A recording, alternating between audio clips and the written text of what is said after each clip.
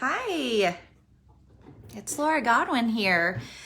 I am super excited about getting to chat with you guys about recruiting tips. I am going to share a little bit about me, and then I'm going to get started on just some things that really work, and not just in my journey, but things that I've passed on to others that have gotten them great results as well. So I love to know who I'm talking to. So in the comments right now, I want you to share a little bit about yourself. I don't care if you're watching the replay, I am cool with that. But in the comments below, I would love to know how long you've been in Cincy. So you can round up, you can round down, whatever. But I would love to know and get an idea of when you started your Cincy journey. I will tell you a little bit about me while I'm watching the comments come in. I started Cincy in 2009. During that great recession that everybody likes to talk about, especially as we're going through whatever this is now. I'm going to call it a recession maybe. Things were, I didn't even realize it was a recession. Now looking back, I'm like, yeah, that was kind of a yucky time, but I didn't realize that then. I just put my head down and worked hard, and 13 years in Cincy, anybody that's been around for that long, or man, some of you guys might have been around longer than that. There are seasons of our Cincy journey, things that maybe on a personal level we're going through that makes our businesses ebb and flow.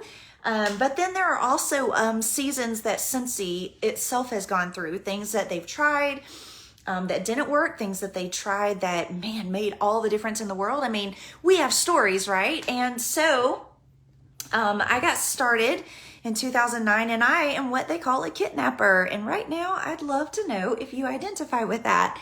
Who else out there in this world was a kidnapper? That means you got into Cincy with the sole purpose of taking advantage of that starter kit, and you really did not know that it would go beyond that. So for me, I can remember having several conversations with my sponsor, letting her know exactly where I wanted this to go. I was not going to be one of those super sellers. I remember using that word with her. I was not going to be a leader. And I said these words like they were terrible, because in my mind they were terrible. I was not going to be one of those people that walk across the stage and win awards for direct sales. Yep, I said that. Looking back, I think she probably must have thought I was the most awful person in the world, but she still loved me through it and was okay with everything that I said. How many of you guys got started in Cincy with that mindset of, you know what, I'm not really sure what I'm going to get out of this, but I've got a lot of testers that I'm going to turn into wax for my house? How many of you guys started with low expectations? I know I'm not the only kidnapper in the world. Looking back now, I realize that it wasn't me and my awesomeness that has helped me stay in Cincy and thrive in Cincy for 13 years. It's this opportunity. And I can say with an absolute clear conscience that it is the people that I've gotten to do business with and do life with and have met as a result of Cincy.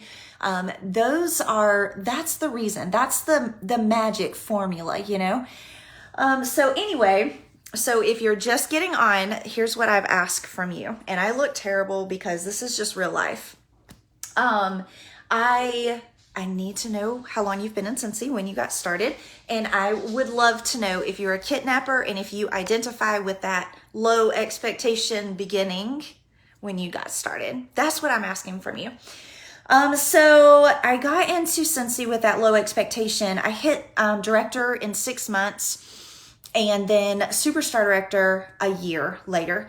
And a recession, right? Or, what I would call not probably a time when a lot of people's businesses were thriving, but I didn't even know that, right? What I did know is that I love this product. I loved the people. I believed in the people. And man, I went from there.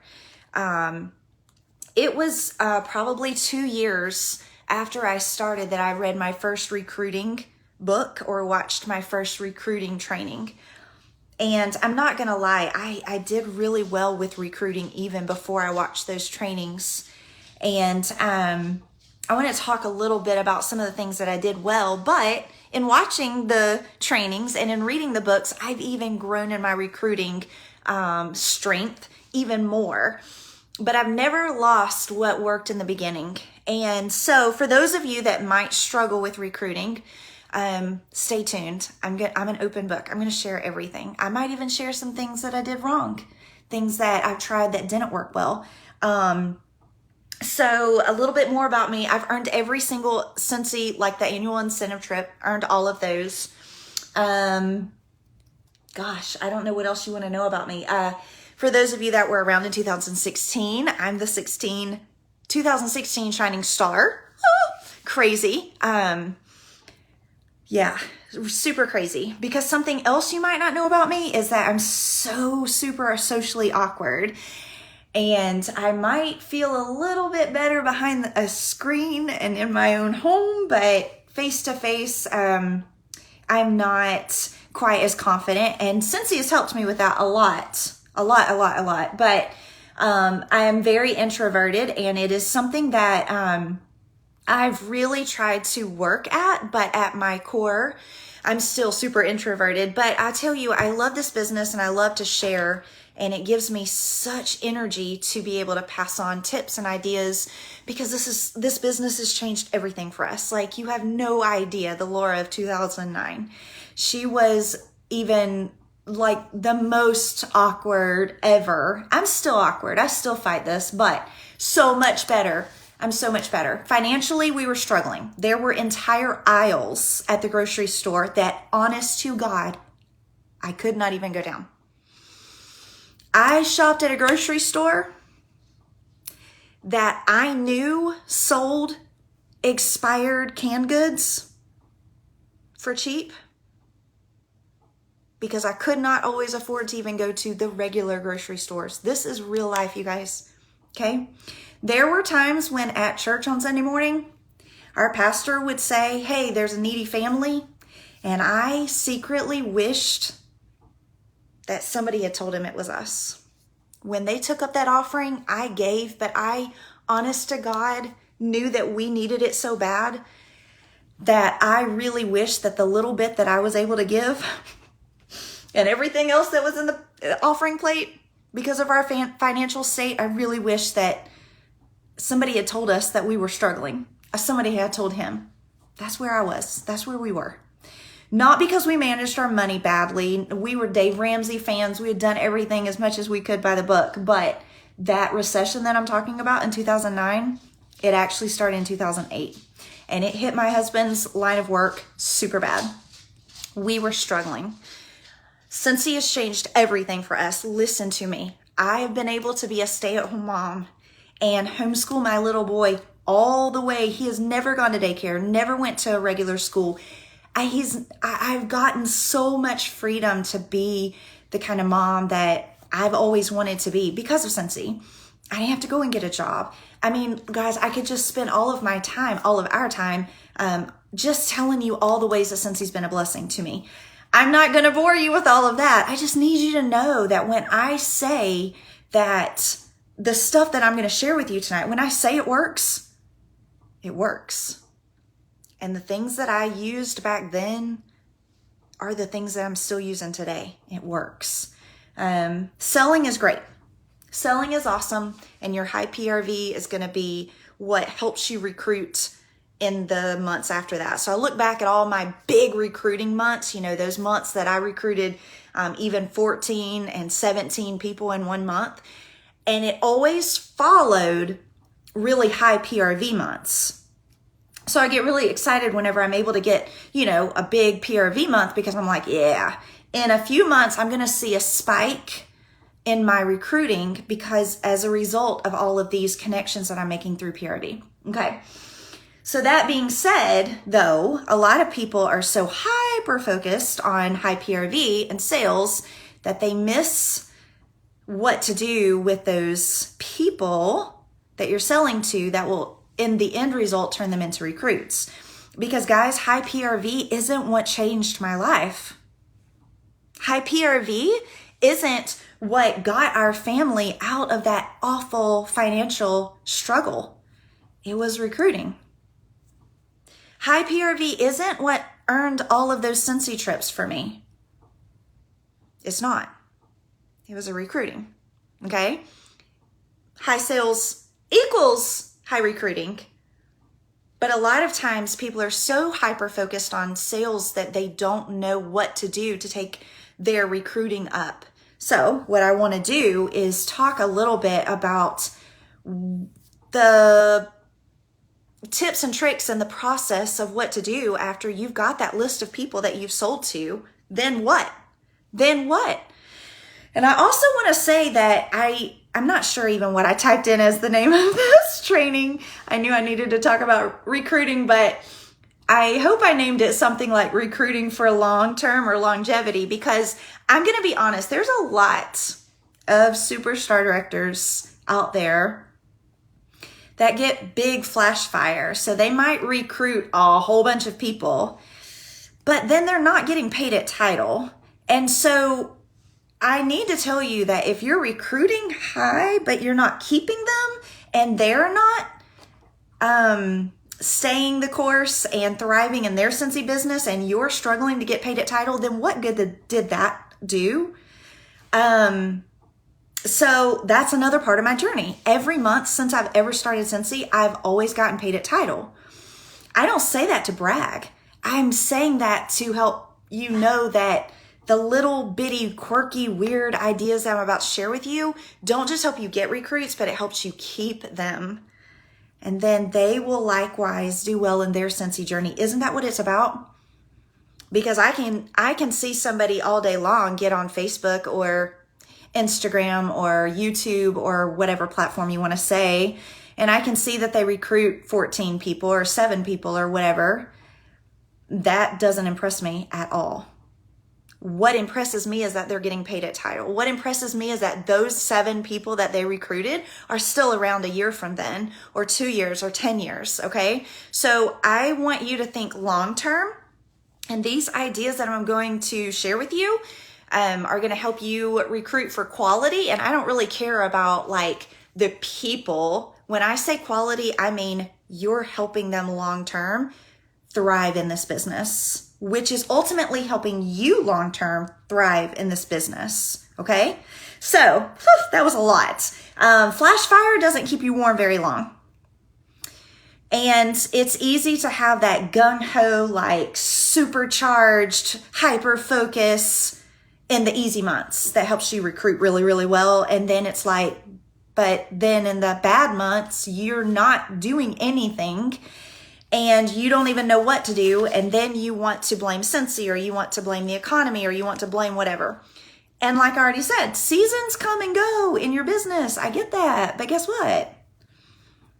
It's up to you and I to build a bridge to be able to sustain our income through those yucky times. And you do that with recruits, even if you can't always do it with sales. Okay?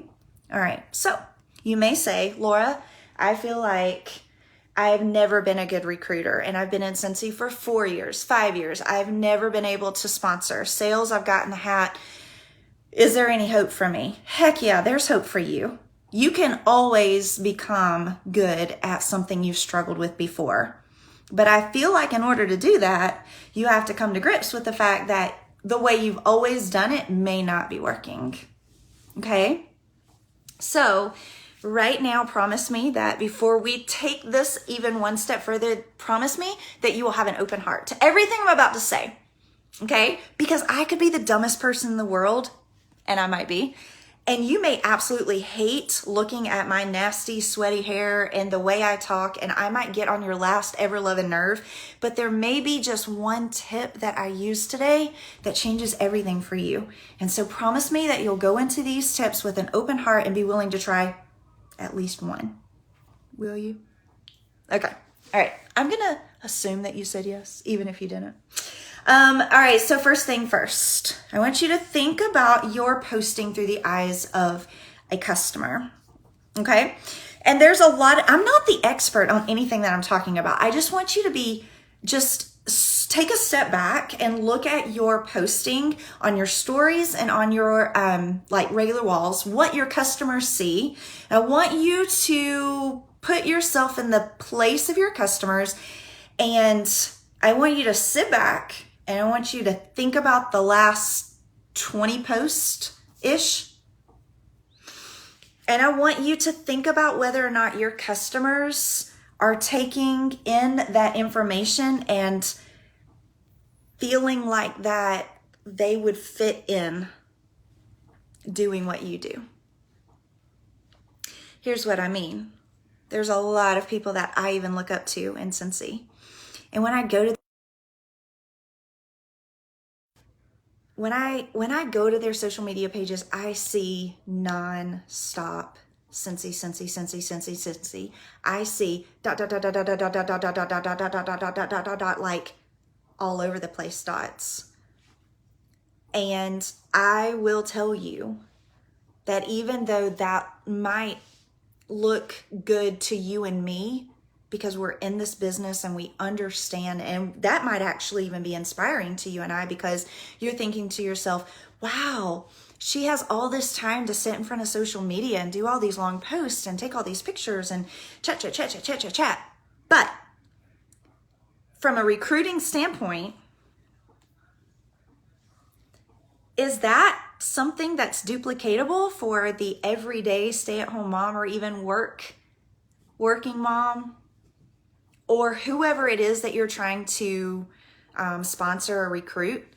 Is that duplicatable? Does that look like, I mean, whenever I'm thinking about whether or not I want to do something, I put myself in that person's shoes and I think, oh, this could be a fit for me. This is something I could do. But if you're setting that bar so really weirdly high that someone feels like in order to make it big in this business, you've got to sit in front of your phone and make 10,000 videos and talk in front of a screen about everything under the sun and post and post and post and post. And you know, I love Cincy, but if you make it always about Cincy all the time, is that duplicatable? Is that even healthy? I don't know. You be the judge of that. But I can tell you that I have gotten so many people that have told me, Laura, I love how you're not just all the time like vomiting Cincy all over the place. I connected with you because you homeschool. I homeschool. But that's what they said to me. I connected with you because you're a fur mom and I love the pictures of Maple that you post. Or they say, I connected with you because you love to exercise with your family and you take time for yourself, and I love that about you. Maybe the reason why you're not recruiting is you're not sharing enough like real life stuff that will make people feel a little bit more connected to you. Because Orville says it best when he says that people join Cincy because of the products, but they stay because they feel connected to the leader. I don't know. Something to think about. I'm not the expert. I'm not downing anybody that has time in their day to like post nonstop about Cincy. That's great. But I'm telling you that my recruiting has not come because people have been wowed by the 18,000 Cincy posts. They felt a connection to me as a person. They also felt like that they could have a life and still do Cincy and make it big. I'm sprinkling my Cincy in. I have a VIP page. I know that some of you don't, and that's cool. I have a VIP page. It isn't always nonstop Cincy. Sometimes it's don't forget to drink your water. And by the way, we have summer rain and it smells so good. I mean, like, you can talk about how to fit Cincy in your everyday life without vomiting Cincy for 18,000 posts every single day. Okay?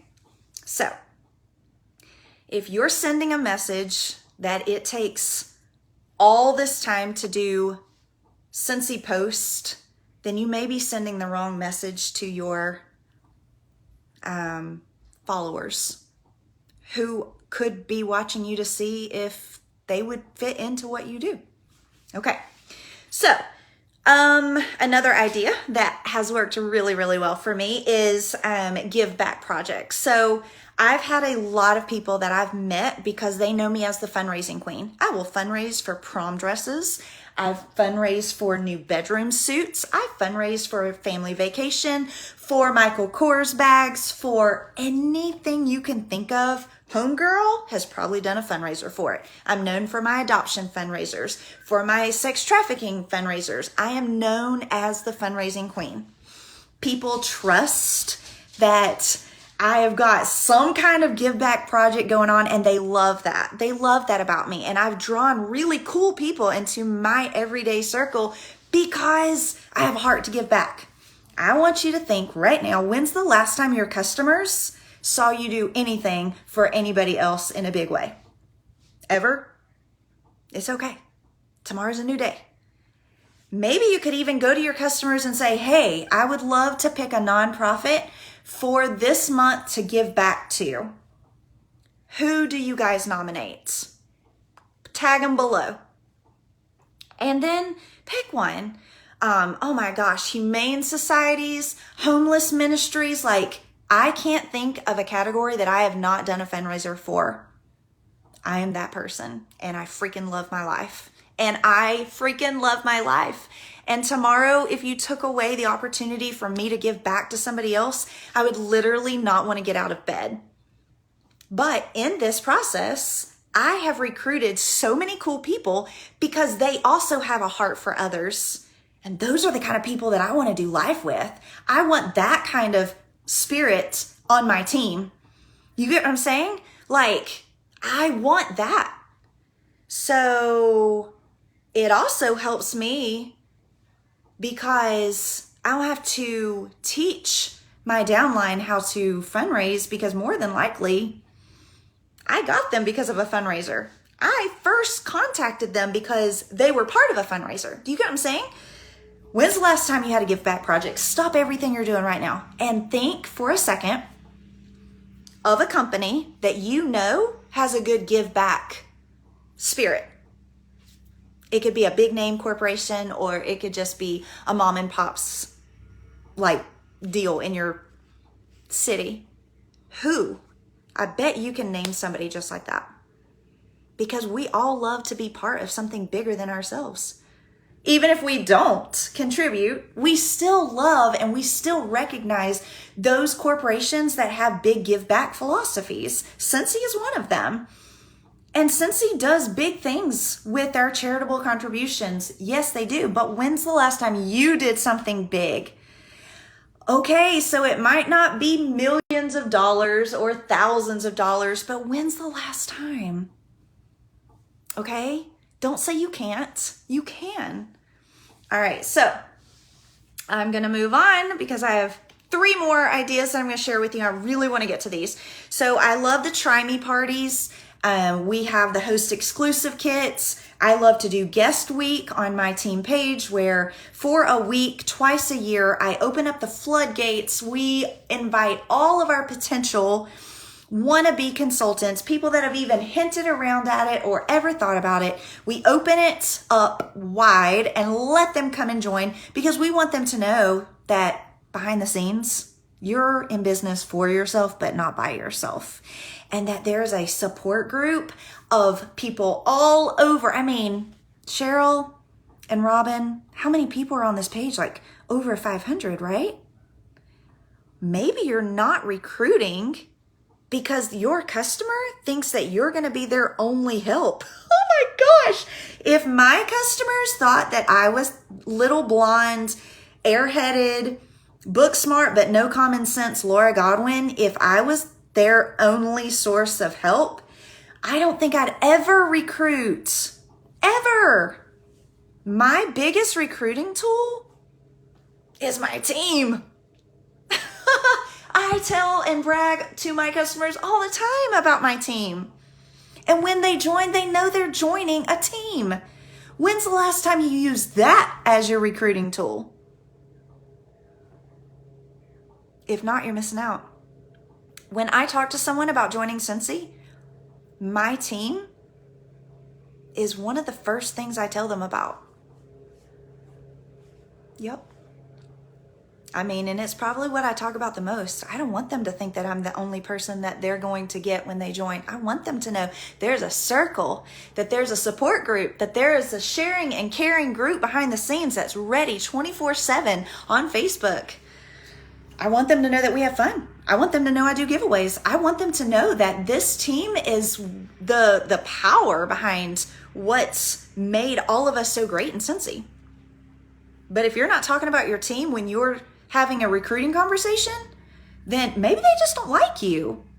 Maybe they think you suck. Maybe you get on their nerves. Maybe your voice irritates them. Maybe they don't think that they're going to be able to thrive under your guidance. But when you start talking about your team, light bulb goes off. And they realize that they might have a chance at this, knowing that there's 500 other people that's out there in their corner. When's the last time you used your biggest recruiting tool in a conversation? Your team.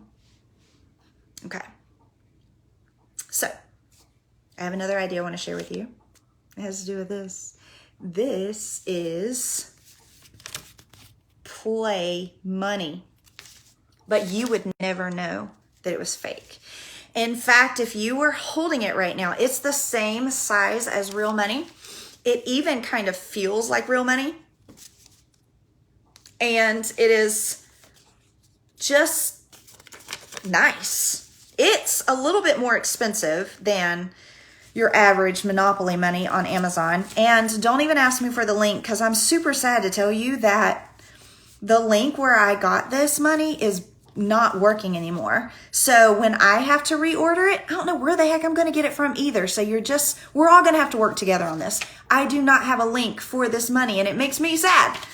But I took a gamble one day, read reviews until I was absolutely tired of reading reviews. And I bought this play money with one idea in mind, and it just might be the coolest recruiting idea that I've ever come up with. Because let me tell you something. You can tell people all day long that they could have earned $19 in commission, but when they see, I probably should have come up with a number that I knew I had here's $19. But when you put this in there, when you put this right here in their package, a light bulb goes off that cannot be duplicated by any text or anything you write. Holding $19, even if it's fake, is a game changer. So you can talk about how much money they would earn if they had their own business. You can talk about that all day long. But in my opinion and in my experience, when you actually put that $19 in an envelope, and on the outside of the envelope you write, this would have been your commission if you had a Cincy business, or if you did Cincy with me is how I word it, and they open up that envelope, everything changes. Here's a real life story. So when I first started using this idea, I had a message come through, a text that said, my husband is now, thanks to you, my husband is now on my case to sell Cincy. And I was like, girl, what the heck? How? Tell me. And she's like, well, I got your super goofy, realistic play money in the mail with my thank you package. So somebody went to my online store. They ordered their Cincy. I send them a thank you package that has samples in it, but that also had, let's just say, $19. And so she opened it, left it on the counter, and the husband picked up the money. Okay.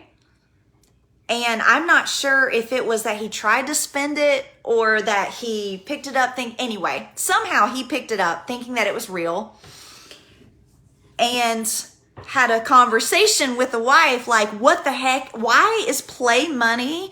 I mean, like, what's it doing in our house? That is some legit, real looking play money. Anyway, And so they had a conversation. She's like, well, Laura sent that to me because that's what I would have made if I, however she worded it with him. And he's like, well, why aren't you doing it? And so she became a consultant, not because she was impressed with the play money, but because he was. And that was just the very, very beginning. I have story after story after story of things that have been accomplished, recruits that I've had, funny stories. I'm not your typical Cincy girl with the thank you package in the mail, because I get texts like, oh my gosh, my kids are fighting over this play money. Or one lady was like, my kid took the play money to school and tried to use it for snacks and it didn't go over well. Now everybody's talking about Cincy's fake money, or your Cincy fake money. I'm just telling you that if you allow yourself to think outside the box, a picture's worth 1,000 words, but guys, actually holding on to that money changes the mental mindset about how they look at what that commission would be. Okay? You can get that play money for super cheap and look at the impact that it could have on your recruiting. Okay? I could go on and on with story after story. I guess what I want to wrap it up to say is that if you will just sit back like we did at the beginning, and you will take a look at what your recruiting looks like through the eyes of the people that you're serving, it might propel you to do something totally outside the box. Nobody gave me that play money idea. I came up with that myself because I put myself in the shoes of my customers, and I realized that me writing on the bottom of an order form wasn't cutting it. I realized that me talking about how much 25% could be wasn't working. And it propelled me to find an idea that would work. And maybe none of these ideas are things that you can really take and run with tomorrow. But maybe you can sit back and look at your recruiting and look at what you do through the eyes of your customers. And it just might help you find your own cool idea that truly works and gets you recruits that aren't just flash fire recruits, because that isn't duplicatable and that's not sustainable. And who cares if you recruit 5 people next month or this month if they're not around in 4 months? If you're not getting paid at title, we're not working for flash fire. We're working for long-term success and for them as well. Okay? So I hope that these little ideas are things that maybe even one little idea, you wake up tomorrow and you're like, I'm going to do this. Maybe it was the Give Back Project. Maybe it was the guest week or the Try Me party. Maybe it was the play money. Maybe it was how you post, and to let people connect with you on a personal level, and don't do something that makes people feel like that they can't fit into what you do, because you are, how do I say it? It's the dress rehearsal.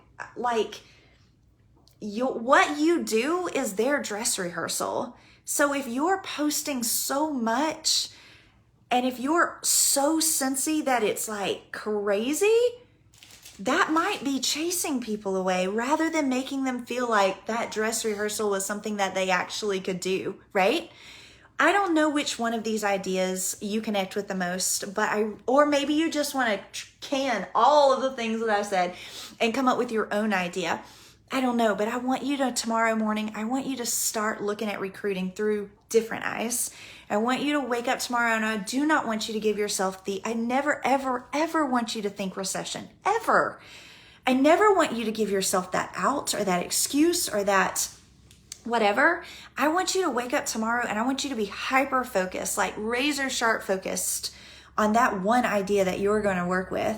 Okay? So you have to promise me that you will share your success stories with me. That's all I got. I've loved sharing with you guys, and I hope that you will share your success stories with me. Thank you so much, Robin, for this opportunity. I love what we get to do. And I love that we get to share. So share with me some cool tips and tricks that you guys are working on. All right. Love you guys. Bye.